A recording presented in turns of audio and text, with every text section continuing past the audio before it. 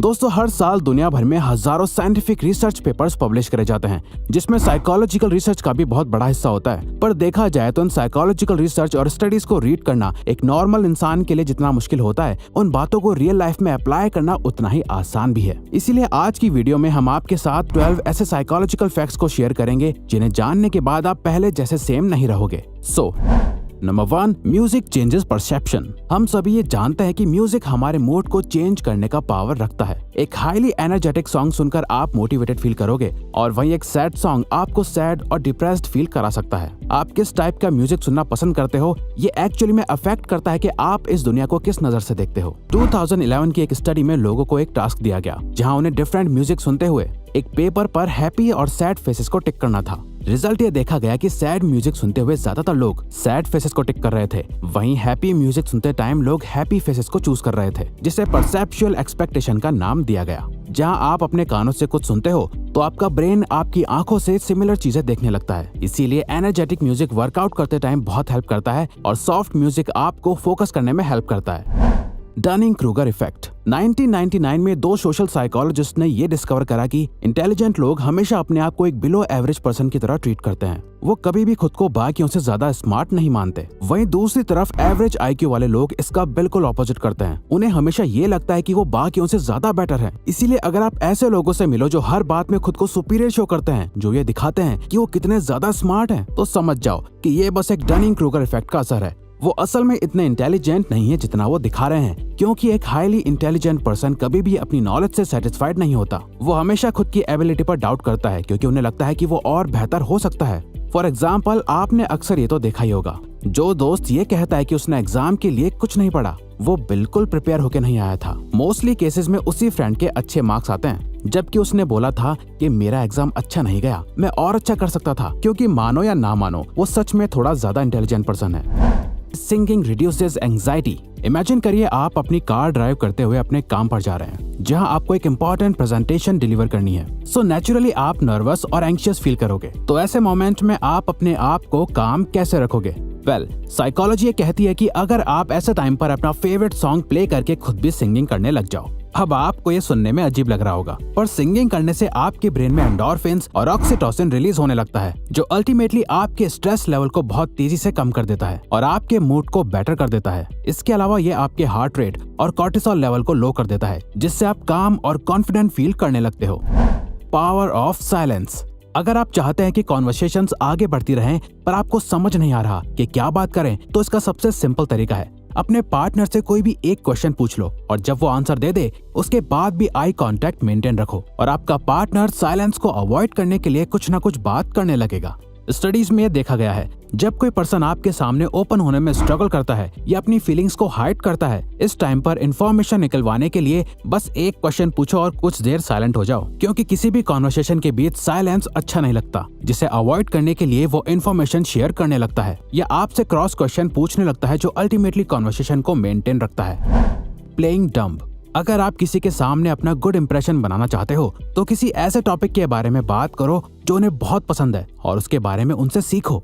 For example, आप किसी से मिले जिसे कार्स में बहुत इंटरेस्ट है। अब हो सकता है कि आपको भी कार्स के बारे में बहुत नॉलेज हो, पर उनके सामने ऐसे प्रिटेंड करो जैसे आपको उनसे कम नॉलेज है और उनसे क्वेश्चंस पूछो जो सामने वाले पर्सन को कॉन्फिडेंट और स्मार्ट फील कराएगा और वो आपसे बात करने में और इंटरेस्ट शो करेंगे, क्योंकि वो जिस बारे में बात करना चाहते हैं आप उसमें अपना इंटरेस्ट शो करते हो, जो आपको एक लाइकेबल पर्सन बनाता है। और वैसे भी दलाई लामा का कहना है कि जब आप बात करते हैं तो आप केवल वही दोहरा रहे होते हैं जो आप पहले से जानते हैं, लेकिन अगर आप सुनते हैं तो आप कुछ नया सीख सकते हैं। The snake man.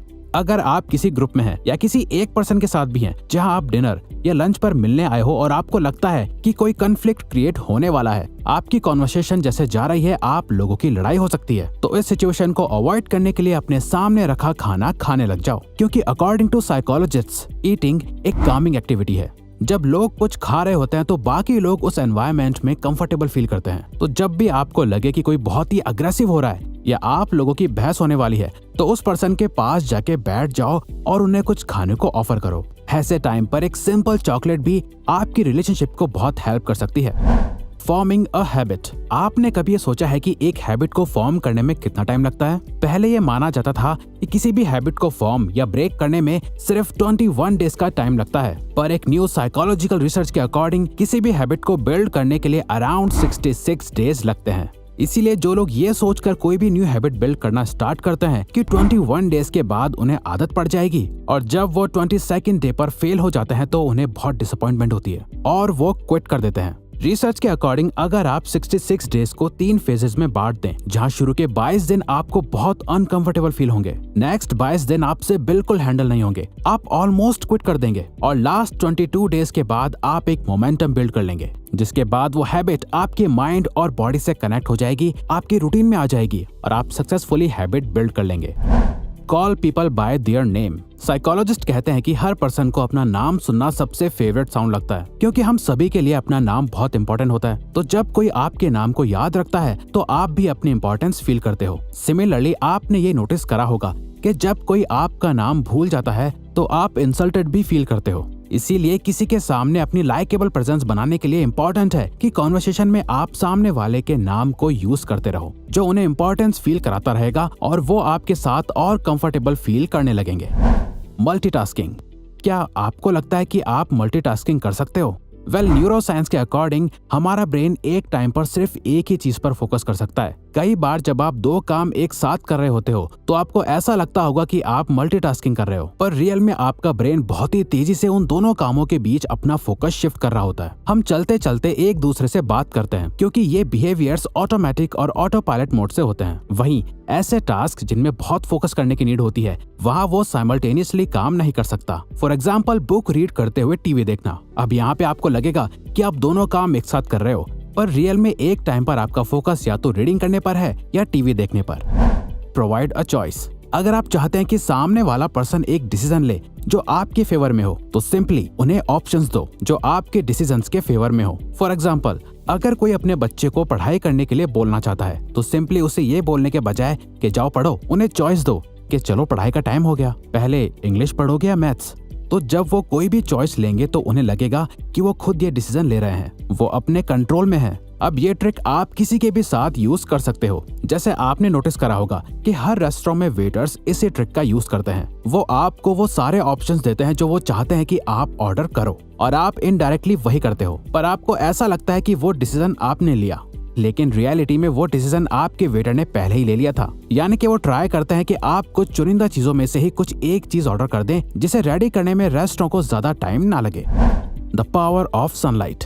दोस्तों, आपने भी नोटिस करा होगा कि पूरा दिन अपने घर या ऑफिस में बिताने के बाद जब आप बाहर निकलते हैं तो इंस्टेंटली आपका मूड बेटर हो जाता है, क्योंकि सनलाइट के बेनिफिट सिर्फ मेडिकल फील्ड्स में नहीं है जो सिर्फ आपकी बोन्स के लिए बेटर है, बल्कि कई रिसर्च में देखा गया है कि सनलाइट कई मूड डिसऑर्डर्स जैसे डिप्रेशन को भी प्रिवेंट करता है। सनलाइट से मिलने वाला विटामिन डी मूड स्टेबलाइजर की तरह एक्ट करता है और हमारे ब्रेन में प्लेजरेबल हार्मोन्स को रिलीज करता है। और ये देखा गया है कि जिन कंट्रीज में सनलाइट की रीच कम होती है, वहाँ के लोगों में डिप्रेशन के ज्यादा सिम्टम्स देखे जाते हैं। तो आपको बस दिन में 10 मिनट डायरेक्ट सनलाइट लेनी है, जो लिटरली आपकी लाइफ को चेंज कर देगा, और ये मॉर्निंग सनलाइट होगी तो और भी अच्छा। Mirror body language. अगर आप किसी से बात करते टाइम उनकी बॉडी लैंग्वेज या उनके कुछ बिहेवियर्स को कॉपी करने लग जाओ तो वो आपके साथ इंस्टेंट ट्रस्ट फॉर्म कर लेंगे। वो जैसे बात करते हैं, जैसे मूव करते हैं, अगर आप भी उनके कुछ एक्सप्रेशंस को मिरर करने लगो तो वो आपको और पसंद करने लगेंगे, क्योंकि वो आपसे और भी ज्यादा कंपैटिबल फील करेंगे। साइकोलॉजिस्ट इसे कैमेलियन इफेक्ट कहते हैं। फॉर एग्जाम्पल, किसी से बात करते टाइम ये नोटिस करो कि वो कौन से वर्ड सबसे ज्यादा यूज करते हैं, और आप भी बात करते टाइम उन वर्ड्स का यूज करने लग जाओ। इससे वो खुद को आपसे आइडेंटिफाइड कर पाएंगे, उन्हें लगेगा कि आप भी उन्हीं के जैसे हो, और वो आपकी कंपनी को एंजॉय करने लगेंगे। तो अगर आपको ये वीडियो अच्छी लगी तो वीडियो को लाइक और सब्सक्राइब बटन पर क्लिक करके इस चैनल को ग्रो करने में सपोर्ट करो, और बेल नोटिफिकेशन ऑन कर लीजिए ताकि आप आने वाली वीडियोस मिस ना कर पाओ। Thank you for watching.